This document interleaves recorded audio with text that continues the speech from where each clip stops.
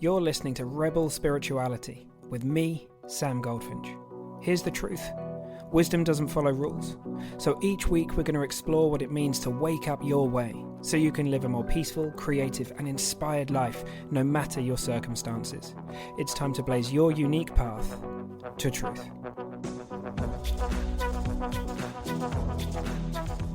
So I was talking to a good friend of mine this week, and a phrase that came to me after the conversation was, what if transcendence is only half of the story? So I just want to unpack what I even mean by that.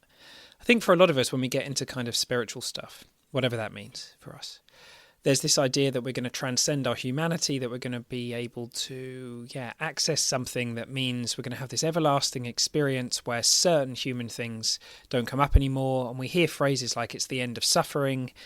And I think we misunderstand what those things mean, or to kill the ego, this kind of thing. And we relate to them as, I don't know, but they're metaphors as far as I can see for the dropping of resistance to what's coming up in the moment, whatever that might be, and to be able to see the ego for what it is, so we're not so hoodwinked by it. But the idea that we're going to get rid of that, or never experience a human emotion, or never feel grief, or, I mean, would we even want that? To me, it seems that an experience like grief is laden in a beautiful way with love. Like we grieve people that we love and things that we love, and that looks like a really honest, beautiful human experience. It seems like we're here for that.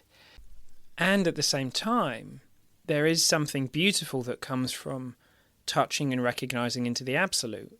One of my favorite Ram Dass recordings, you can search for it on YouTube, is called How to Keep Your Heart Open in Hell. And through that, Ram Dass makes the point that we keep our heart open in hell by having a foot in the relative human level and also a foot in the absolute. Like, it's both, to recognize the dream of this all. It's real, like it's happening right now, but also the illusionary nature of it, in the sense that there is a kind of quote unquote deeper reality happening, the formless expression that's kind of bringing the world of form into life. And I just think that if we get stuck only in the absolute, we're only halfway around the circle. And what happens to many people, this is definitely what has happened to me, is I started off rejecting my humanity and wanting to be rid of it. I wanted to kind of go into spirituality so that I could quote unquote transcend a lot of the human stuff and the anxiety and the pain I was experiencing, and to kind of seemingly feel like I could get away with that for a while, but then to actually realize that that's half the circle, that we're here for the mundane stuff, the ordinary stuff, the human stuff, the day-to-day stuff. All that stuff is as rich as anything else. There's no such thing as a spiritual side of life and a non-spiritual side of life.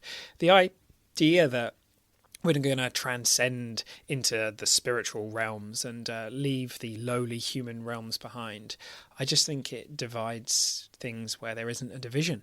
It's duality. There's just whatever this is unfolding, and it's all this. It's all this. And I think that's really, really beautiful, to come full circle and to recognize the beauty, to have dropped so much of the resistance to what's happening so we don't suffer in the ways that we may have done in our lives. I mean, is a unbelievable gift. But to allow life to express itself as us, through us, within us, however you want to relate to it, is an incredible thing.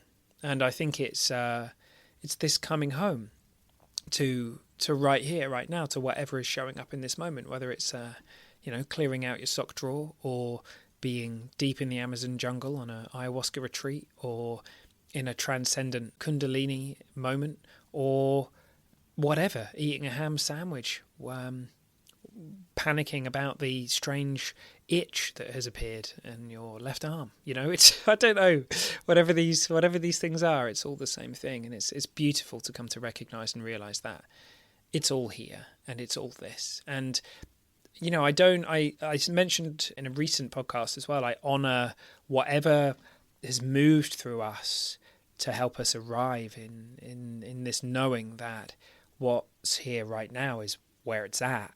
It was me trying to get away from what was here right now that led me to the recognition that, oh no, this is really where it's at.